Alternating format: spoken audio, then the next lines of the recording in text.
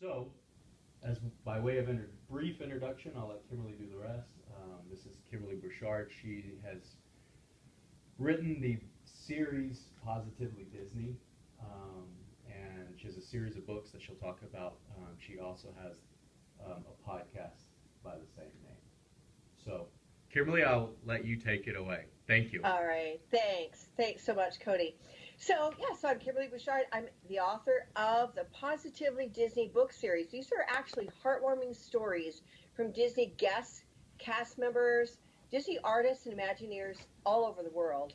And this has really taken me on a journey that I had no idea I was ever going to be on.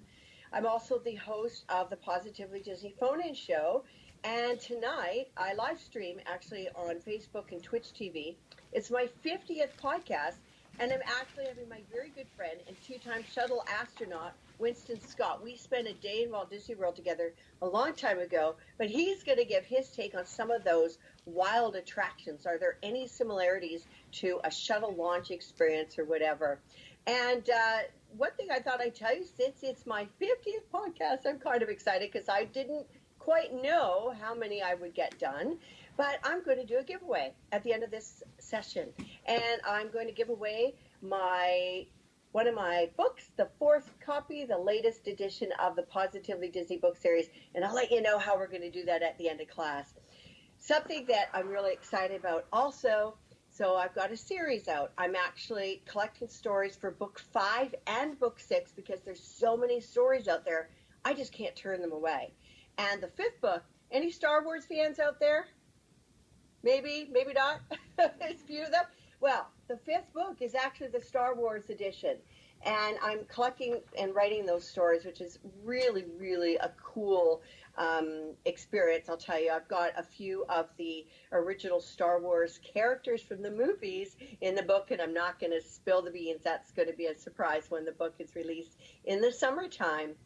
I'm Kimberly, also a former educator. I've ended up teaching every grade. I don't know how that happened, but I did. I have 3 kids. They're university age. They're about your ages. My youngest is 19 next week. You guys grow up way too fast. So make sure you hug your parents because, it's a little hard to take on our hearts when you guys get all grown up like that. Anyways, the magic actually started for me when I was a little girl in my living room Sunday nights. And not only was it a chance to run to the living room to watch the Wonderful World of Disney, but we didn't have to do the dishes right away. And the Wonderful World of Disney always started out with a castle, and Tinkerbell would wave her wand and start the show. And Walt, more often than not, would do a little narration at the beginning. And that was our magical study. I grew up in Canada, in Alberta, Canada. It was 2,000 miles to Disneyland, and that was something that was not in my realm. I didn't even know that there was actually a Disneyland that existed at that time. So you probably know now, I love the parks. I love the cruise ships. I love the movies. I love the characters. Mickey has my heart, but Donald Duck's my guy. But I'm most passionate about something that I'm going to let you guys figure out by the end of the program. I have to ask by a show of hands, have any of you been to the parks before? I'm just curious to know. Yeah? Okay. Walt Disney World, keep your hands up. Okay, wow. Okay, Disneyland? Cool. Okay. I have been very blessed to, I've gone to Walt Disney World, Disneyland, Disneyland Paris, and have cruised on all 4 ships. And these books, actually, the idea for them started one day on a trip to Walt Disney World. And there's things that happened that actually changed our lives. I had no idea where writing these, the people I would meet, the experiences I've had and the places I've gone because of these books. And the first experience that we had that changed our lives was at the Americans Garden Theater in Walt Disney World in Epcot there. And we saw a river dance troupe. And a year later, our kids started signing up for Irish dancing. I had no idea what we were signing up for, but what happened is they ended up being good at it. Our whole life changed because we ended up traveling the world for them to compete and perform. They actually competed at Walt Disney World, they performed, and then they were actually at the Gaiety Theatre in Dublin, Ireland this past summer with the Riverdance troupe performing. So it's just been wild. Another story that really affected our lives and changed our lives was meeting an astronaut in front of mission space, and that's how who I'm interviewing tonight. But there's even a sad story in a sense, but a profound. You could say it really cemented my love for Disney when we were on our very first cruise with Disney back in 2009, and my dad passed away at home. It was horrific. It was the night before we disembarked. I mean, it was just unbelievable. But what those cast members did for us during that really, really difficult time just had my heart forever. Disney has my heart forever. It was just incredible. So because those things are happening to us, I thought they're happening to other people. And I really, really wanted to share these stories of, there's stories of hope and healing and inspiration and celebration and even love. And it's just been an amazing journey. When I write, I actually take the same journey as the person I'm writing about. I interview people and I create a story based on what they've shared with me. I want to get on to a few of the stories, but I got to ask you guys again, how many of you have seen 3 Disney movies more than once? Raise your hand. Including High School Musical. All right, okay, yay. So does anybody remember, because I'm going to be talking about some of the movies are a little bit older, but you probably have seen it. The Princess and the Frog. Has anybody seen The Princess and the Frog with Princess Tiana? Okay, some of you have, some of you haven't. So I found myself in New Orleans a few years ago, and I was visiting, it's called the Dookie Chase Restaurant. Well, Leah Chase, who runs the restaurant, is now 96, she was 94 then. She is the queen of Creole. She owns the restaurant, cooks in the kitchen every morning at 7 in the morning. 94 years old, can you believe it? She was the one that inspired Princess Tiana. And it's just a wonderful restaurant, best fried chicken in the world, I'll tell you. And Leah Chase had my sons and I in her kitchen, and they were dancing for her, doing a few things. But she's just a lovely human being. And Disney came to her and interviewed her and got a lot of her backstory and created that into the movie. When I went on the boat into the bayou, they actually stopped at one of the opening scenes of the bayou, and I'll tell you, it is identical to the movie. So it was really, really a very cool experience to meet this lovely person who Disney was inspired to write about, you know. And another thing I get to meet a lot of animators and Imagineers during this, and animators Mike and Patty Pereza. Now, I don't know if you guys know Goof Troop or DuckTales, Darkwing Duck, any of that, but there's a Little Mermaid that Mike was the creator of the Little Mermaid. And something that happened, so Mike and Patty are both Disney animators, and they had a little girl born during production. So, you know, when you see the credits rolling, you see production babies. Well, she was a production baby from Little Mermaid, and her name was Kimberley, the same as mine. But she was born with flaming red hair. And Mike took a look at her red hair and started thinking, gosh, you know what? I think red hair would look much better with a teal green tail under the water than a blonde. The powers that be were they like Christy Brinkley. You know who Christy Brinkley is? She's a knockout at 65. And she has blonde hair, but blonde hair doesn't look good on the water.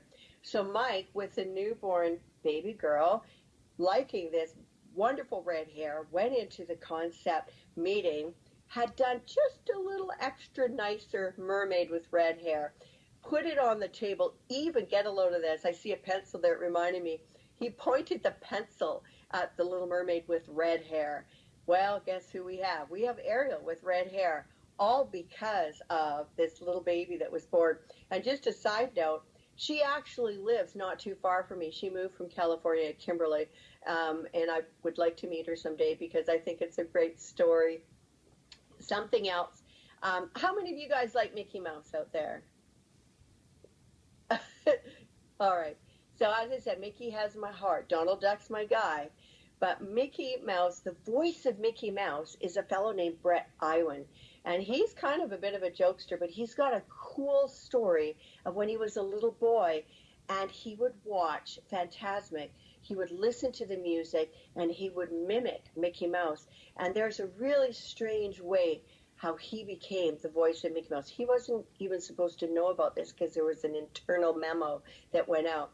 I had Brett on my show on the 17th of December, and when I say he's a jokester, I just about died because my show is live streamed and it's a phone-in show. So I'm getting him on the line, and I said, hi, Brett. No. So I'm like, oh my God, I've got the wrong number. I hung up on the guy, and just as I hung up, he's like, wait, how you're hanging up and somebody's not quite finished talking.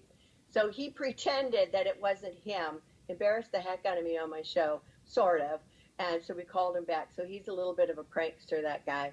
I've met the voice of Goofy, an older gentleman named Bill Farmer. Really, really nice guy. Tinkerbell. We all know who Tinkerbell is. Well, Tinkerbell, back many years ago when Mark Davis, the animator, was creating her, he created this 2D animation of Tinkerbell. And they wanted to make a little movie called Peter Pan. So they found a model named Margaret Carey, and she posed for them. And it was 9 months that they would have her do these different scenes for the movie itself. And she thought about being a 13-year-old kind of very innocent child, more probably like a 9-year-old or an 8-year-old in our day today. But she was the original Tinkerbell. And she's actually become a friend of mine, Margaret Carey. Her story is actually in the 4th book, and she's a lovely lady, spry lady, still signing books, still doing appearances and all that. And another person I got to meet, which is really funny, and I've got to tell you this story because I'm not even sure if I put it in the book. So I don't know if you guys had ever remembered the show The Mouseketeers. Now the original Mouseketeers, I mean, obviously it was in the 50s, but the newest ones had Justin Timberlake. That's how he made his debut, I guess. Britney Spears, all that. They were Mouseketeers for Disney. But I'm going way back. So the second year the Mouseketeers were in on the station with Walt, had these kids dancing and singing and all kinds of things. Sherry was invited to come in to audition. Sherry was just like the rest of us at 4 and 5 years old, and she had her little Mickey ears on, watching the Mickey Mouse Club, and she ended up becoming a Mouseketeer. Sherry and I are actually friends now, but what is really funny about her, she's just a hoot, and I find that most of these Disney folks are really down to earth and really have an amazing sense of humor, so you have to be careful. You never know what's going to happen around you. But she was a Girl Scout back in her day. Anybody been a Girl Scout here? No? Yes? No? I was a Girl Guide. That's what they call them in Canada. But anyway, she was a Girl Scout. And they had a contest that if you sold these Thin Mint chocolates, the person in California who sold the most would get to go to meet Walt Disney, make a sundae for him on the opening day of Disneyland. Are you kidding me? Every kid was selling Thin Mints. Well, Sherry ended up selling thousands and thousands of boxes. I didn't find out how she managed to do that, but anyway, she won. And she was really excited, of course, to meet Walt himself. They had an ice cream parlor in the corner on Main Street in Disneyland, and it was very, very hot that day. A lot of photographers, a lot of paparazzi in there. And she made Walt this huge sundae piled on everything, the chocolate ice cream, with the cherry on top. So she and Walt are holding this sundae between the two of them, and it's hot, and she's smiling. She's smiling so much that her mouth is even hurting. And so she's smiling, Walt's smiling, and it was just one more photo, one more photo. And out of the corner of her eye, she saw the sundae melting all over Walt Disney's dinner jacket. Very nice, great dinner jacket. She starts freaking out, but she can't not smile because all these photographers are around her. So she keeps smiling away. And by the time they finished, there was a good amount on his jacket, and she was really worried. How would you feel if you were doing something for Walt Disney and your stuff went all over his suit? You know what Walt did? He looked at her and he laughed it off. He just changed suit jacket. Walt was a very, very, very loving, kind of grandfatherly type of fellow. I have friends that actually not only were friends with his wife and daughters, but had met him several times and relayed the same message. He was a taskmaster because he wanted his work done. He had to be if he wanted to get done everything he wanted to do in his life with the movies and the theme park and that. But I've just been having really a lot of fun with that. I want to share with you something that just warms my heart at this Disney community. I don't know if any of you guys belong to any Disney Facebook pages, but this woman and her husband, Joe and Cheryl Biazzo, I've got their story. I think it's in book 2. And Joe was a chef. They had a great life. When they got married, they both had, funnily enough, Disney ornament collection for their trees. She collected the figurines. He collected the Christmas balls. And when they pooled their ornaments together, they didn't have one that was the same. So it was kind of like this match made in heaven, they said. Anyways, Joe got cancer. And he was going through very, very brutal treatment, actually. And he was starting to lose the will to fight. And they even had a Disney vacation for him planned for the end of his treatment. But even that wasn't bringing his spirits up. She turned to 3 Disney pages, and she said, listen, if there's anybody out there that can send us a postcard or a note or whatever, his favorite character is Figment. This is our address. Please help me. I want to save my husband. You guys, you're not going to believe this, but 200 things came for Joe from all over the world, as far as Africa. And you know what? Joe said, if they're fighting for me, people I don't even know, he goes, I'm going to fight for me too. And he's been 4 years in remission. And I actually got to meet Joe a year ago at Christmas.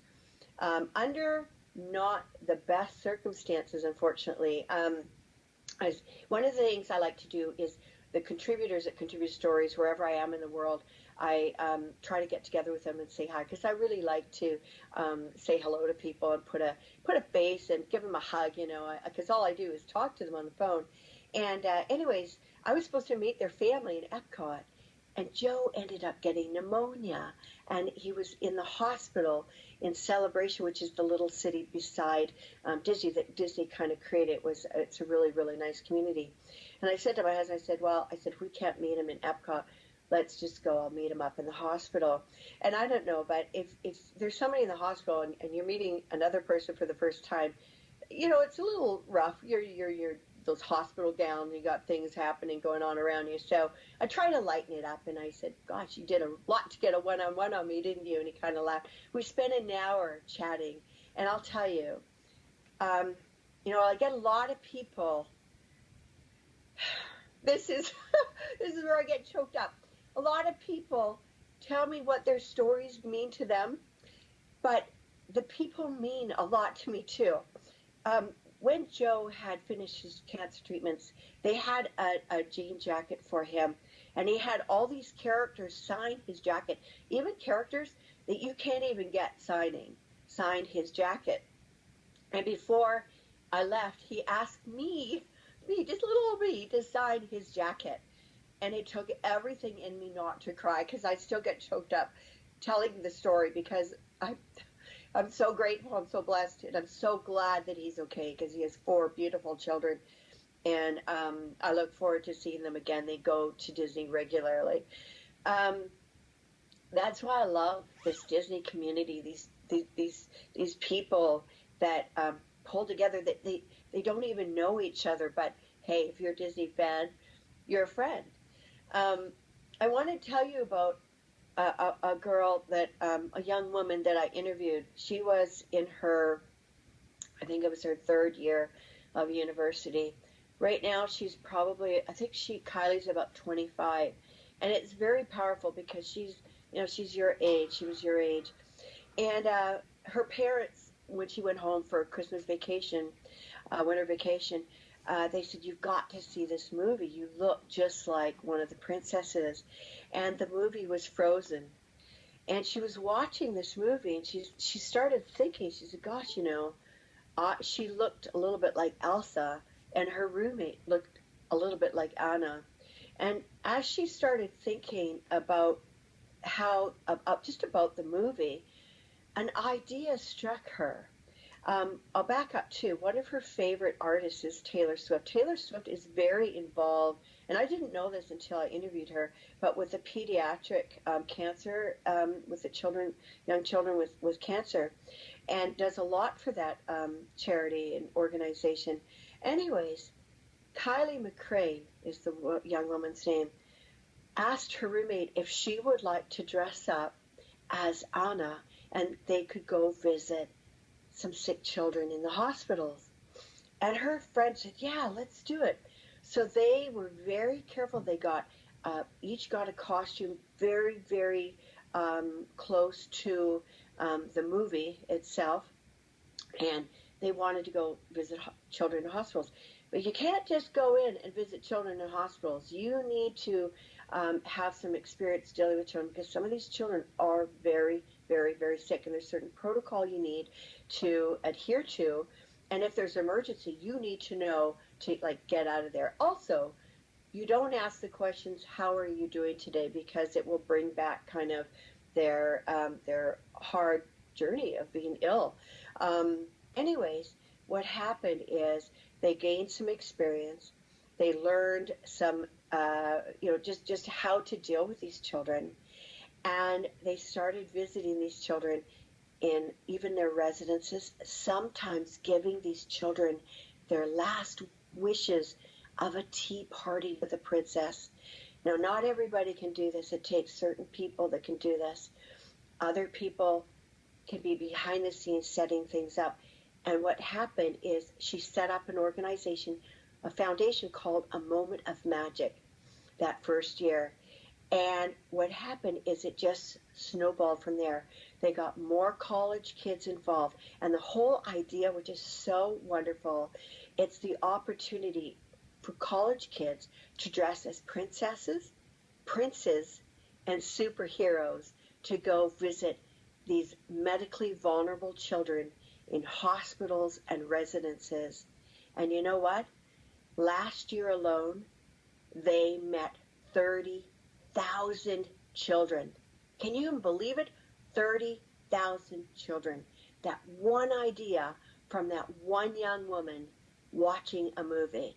And it just goes to show you the power of one person and their idea, how it can affect the world.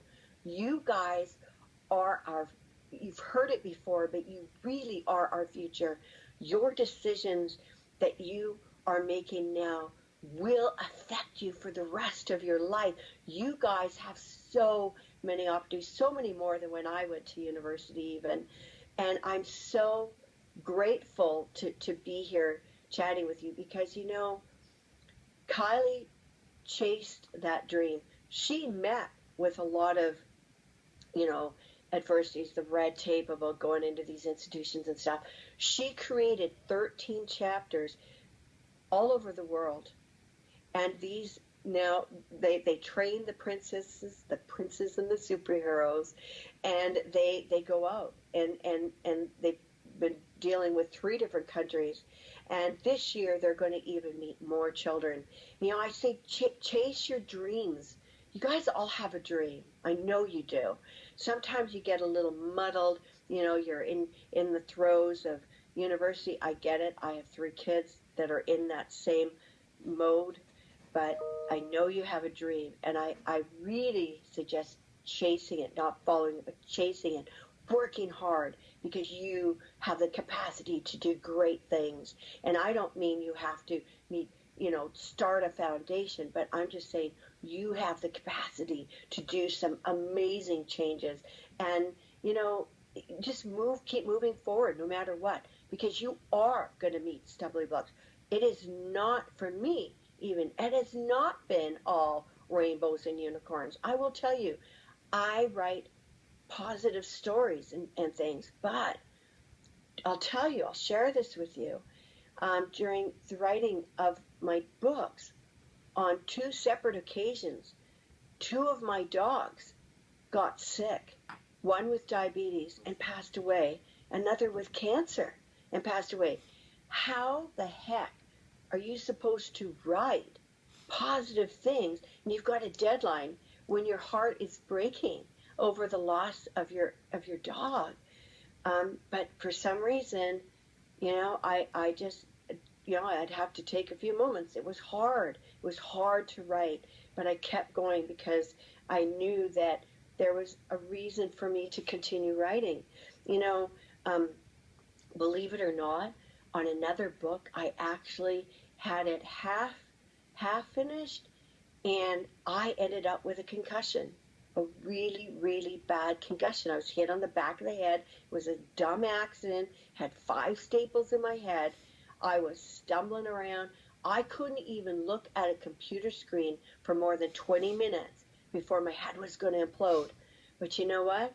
I just pushed through it. I kept pushing through it. I believed in what I was doing. That's something, you have a dream, but you have to believe in it with your whole heart. And when I say believe, sometimes you might think, oh, that's for somebody else or someday. No, today. Start it today. I know of people that they want to write a book, and they've written all kinds of things, a whole series of stories, and left them in their notebooks on a shelf. I'm like, when are you going to write this? Oh, when I'm finished school. Well, now they're finished school, so when are they going to write? So I say, start it today, just a little bit. People ask me, how much time do I spend on my books a day? You know what? I do something every single day, whether it's listening to an interview, whether it's jotting down ideas, because guys, I get ideas in all weird times of day. I'm the one that jumps up out of bed, scaring the bejeebers out of my husband, running to grab a notebook if I don't have one by my bed, writing down something that's come to me. So keep a notebook by your bed, because that's when some really cool things kind of come your way as well. Don't do like me and scare everybody in the house, running like a mad woman or madman trying to get stuff written down. And funnily enough, I don't know if this happens to you, but I don't sing in the shower, but I think in the shower. And sometimes my forwards for my books come to me in my shower. And I'll never forget, it was for book 3. I was having troubles with figuring out an introduction. And all of a sudden in the shower, it hit me. Well, I don't keep paper and pen in my bathroom nearby, so I'm screaming at my husband to grab my phone, start recording me. Poor guy.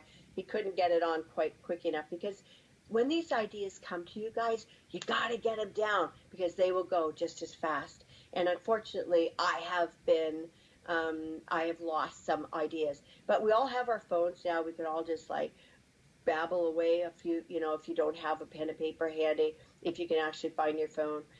If it's not by your bed, it's not supposed to be, but I won't go into that.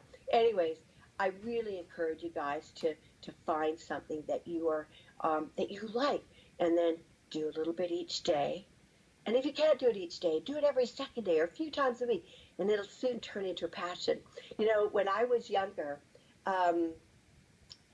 my favorite class was creative writing. That's what they called it in elementary school back in Canada.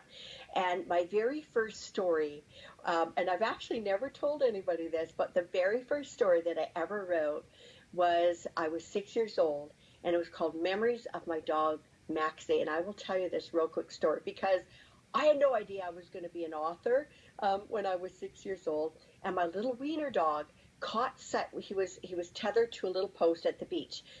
We were on the beach, and there was a grass area, and we were nearby that. He caught sight of a poodle and he broke his leash. Oh my gosh, my dad, I love him to bits, and he was actually quite athletic. He was a hockey player and all that. He went flying down the beach after our wiener dog, after the little poodle, and I'll tell you, everybody on the beach turned around and looked at him. And what happened is he hit a sprinkler and went and did a terrible nosedive that had us bandaging him up at the campground for several hours later. But the bottom line is, I wrote that story. I still have that story when I was 6 years old. And it's amazing, those things that you like to do when you were a child, when you're a young adult, you'd be surprised how that can actually turn into a love and a passion. Now, my question, I'm going to back up here. Does anybody know what my passion is for?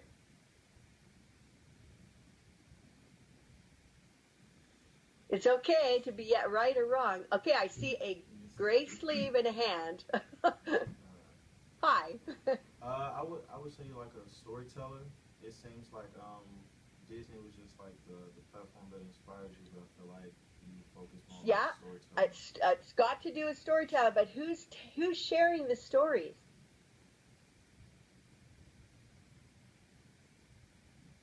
Who's sharing stories with me? Wait, people that you like, Correct. that you've met, yeah, You said it. That's the magic word. I'm passionate about people. People are my passion. Because you know what? Everybody's got a story. Everybody's got tragedy, drama, comedy, thrilling stories. Everybody's got a story. And you know what? It's the stories that connect us, truly. You know, when you meet a friend, which you don't know they're going to be a friend, you connect somehow. You connect with a story, something that's happened, an experience that's happened to you. You connect. That's how we connect. And that's what I'm most passionate about. It's the people. It's the people of Disney.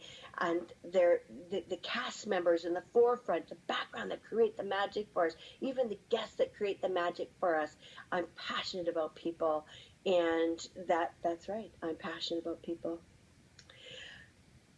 I want to leave a little bit of time for some questions. Thank you for answering that, and it's nice to see you. I never saw you earlier today. Does any of you guys have any questions for me? And it could be anything about anything that I've done with my books, or any movies, or my favorite this or that, or whatever you would like. Just knock it out of the park. Questions? Go ahead. And speak loud if you can, because I can't hear as well for some reason. It's very quiet. What's your favorite movie? What's my favorite Movie. Oh, that's a hard one, you know. I have a lot of favorite movies, but I will have to tell you. Okay, I'm going to give you an old school one, and I'm going to give you a newer one, okay? So my old school favorite movie is Mary Poppins, the original. That's my all-time favorite. That was so magical to see that. From the newest ones, it's a hard one. I'm going to tell you two. And it won't be I love Into the Spider-Verse, by the way. I love that. I'm a huge Spider-Man fan. But we'll talk kind of more traditional stuff. So I really loved Coco. I was really surprised by Coco, to be honest with you. I really loved Coco. And believe it or not, I love Frozen, and I know everybody is probably sick of that movie, but I love Frozen. And one of my sons is Kristoff, and my kids, we still go to the parks together.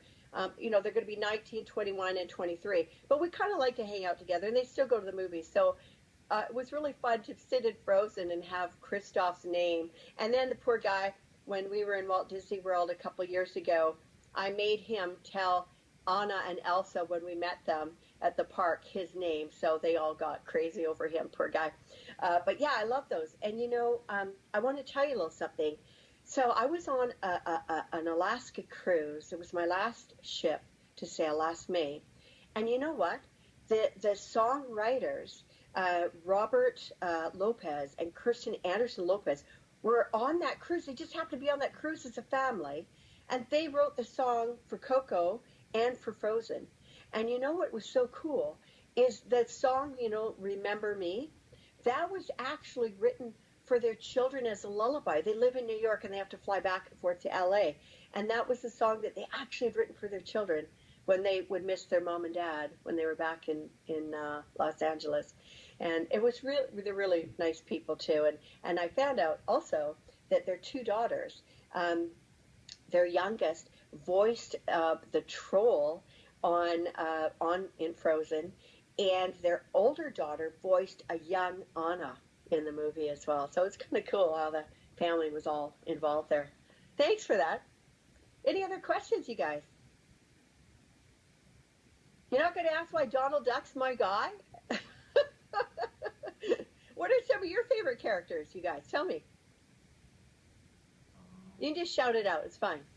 Tarzan. Which one? Tarzan. Okay. Anybody else? It's okay to tell me. You don't have a favorite character? No? Doc from Cars. Cody, I can't hear. Sorry. He said Doc from Cars. Yeah. By the way, I have a story about cars. I know we still got time. So this is another cool thing that happened. There's a family that took Route 66, and on Route 66, one summer on their holiday, they stopped at, it was called the Midpoint Cafe, and they met this woman who I actually ended up speaking with as well, and her name is Fran Hauser. She is the person behind Flo in Cars, and she owned the Midpoint Cafe at that time. The Flo's Diner, V8 Diner cafe in Cars is actually a compilation of several diners along Route 66 when they created that. And her waitresses, you remember Mia and Tia, the twins that were waitresses at the Flo's Diner? Well, they are actually Christina and Mary Lou, and they're actually sisters. And they had great fun when Disney came around to find out about their story. And those two, excuse me, are teachers now in the area. And I got to take a drink here.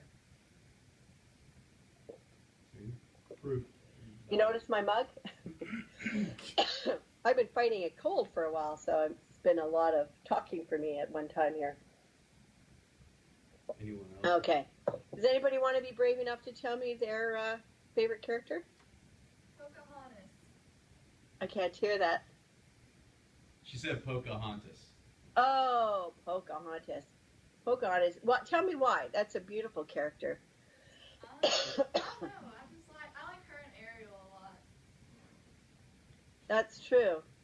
You know, where I lived in Alberta, Canada, there was actually a mountain called Pocahontas, and it's really cool because it looked like her lying on her back and her hair out behind her, and we kind of have it as a gauge when we would hit Jasper National Park. But Pocahontas, we'd always watch for her, and it was really odd to see this huge rock formation, and it did look like her.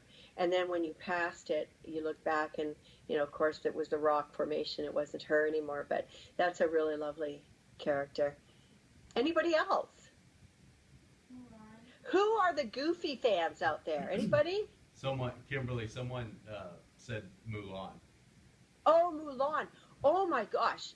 When I met Mulan, she is one feisty princess. I did not expect that. Because you expect the princesses all to be very nice and talk in their high little voice. And boy, she was a warrior. Well, she's a warrior princess, but that's a good one. And I was just going to say, does anybody like Goofy out there? Anybody a Goofy fan? No? Let's see. Minnie Mouse? No? Any other Donald Duck fans out there? No.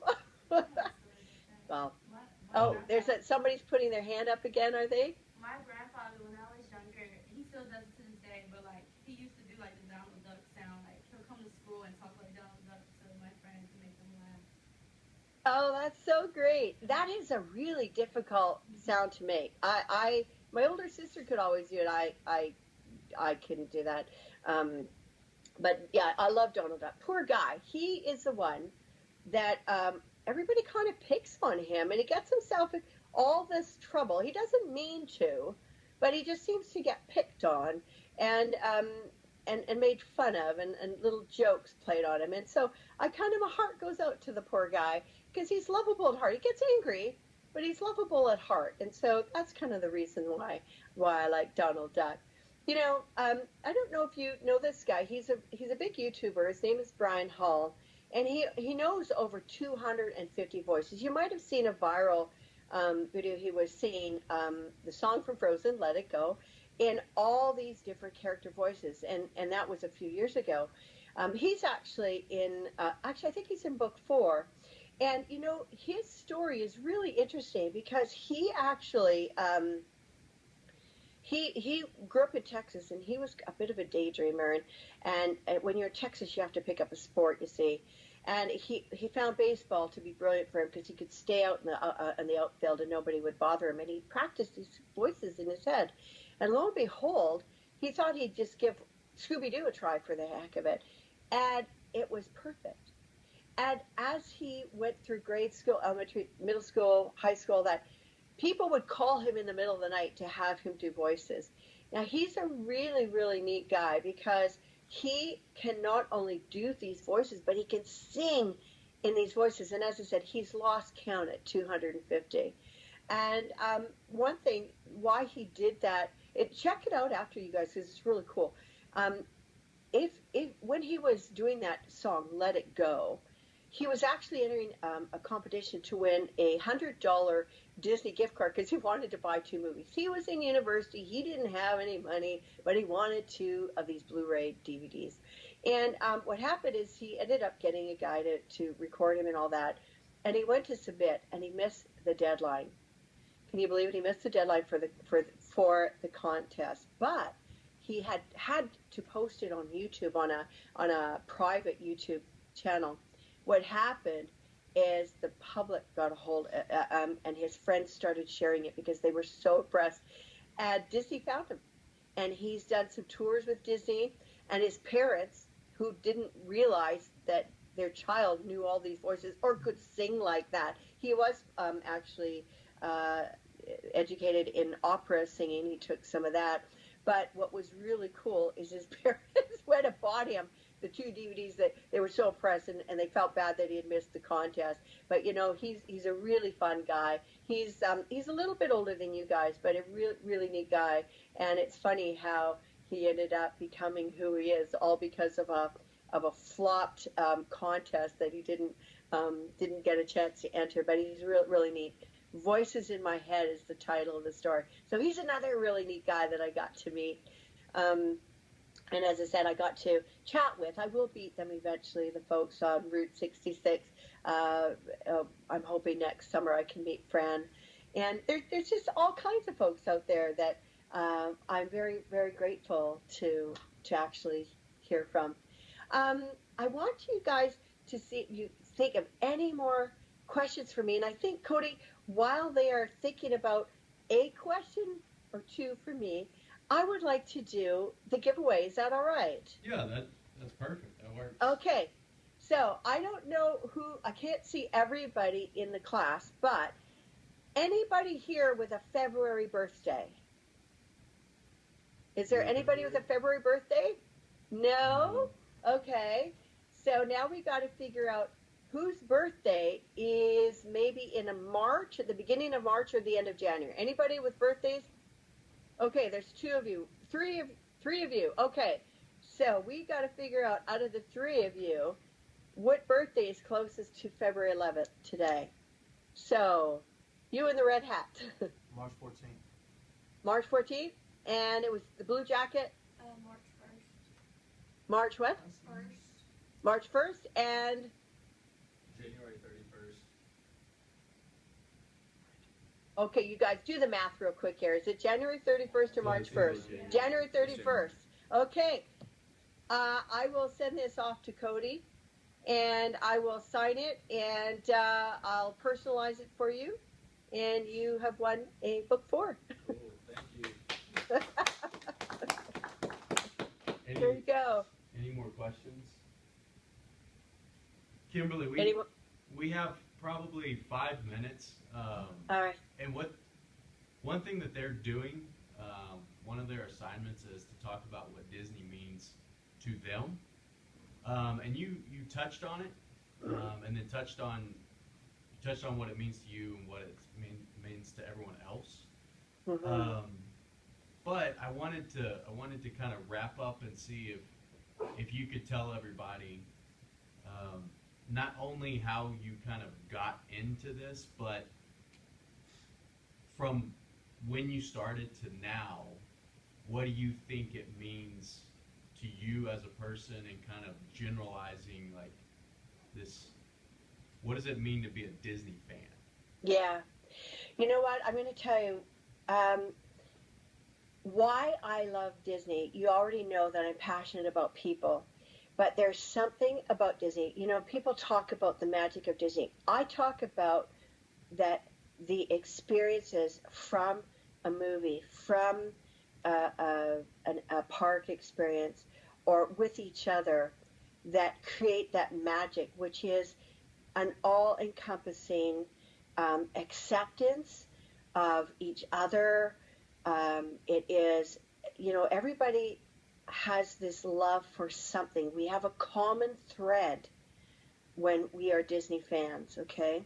We can be, you know, diverse in everything else, but we have this common thread, and it really, really connects us.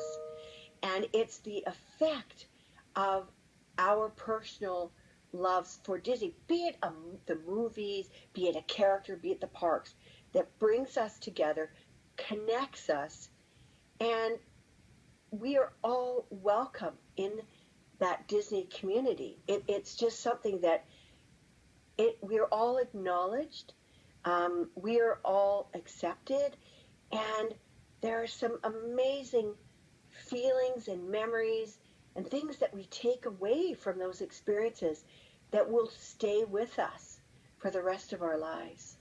That's what is the magic of Disney. It really is.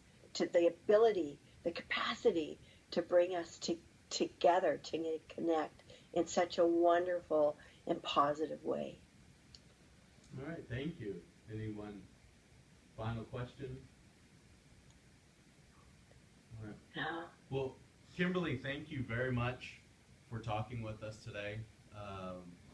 It's been very informative, and hopefully this helps everyone to prepare for not only the assignment that you're going to do in a few weeks, or turn it in a few weeks, but also just using some of what Kimberly said to kind of look at what you like and help turn that into something that you actually could do to whether it's a diversion or turn it into something that you want to do with more of your time. Mm-hmm. And you know, I was just going to say that if anybody wants to reach out to me, you can email me, Kimberly with an L-E-Y, at positivelydisney.com. And you can find me on Facebook if you guys want to tune in tonight to my interview with the astronaut and his take on different Disney attractions and stuff like that. Just find me on Facebook, Positively Disney Book. I'm there Monday nights at 7:30 your time. Yeah. Well, thank you very much, Kimberly. You're welcome. Have a great day, you guys. Have a good rest of your week. Thank you. Okay, bye. Bye.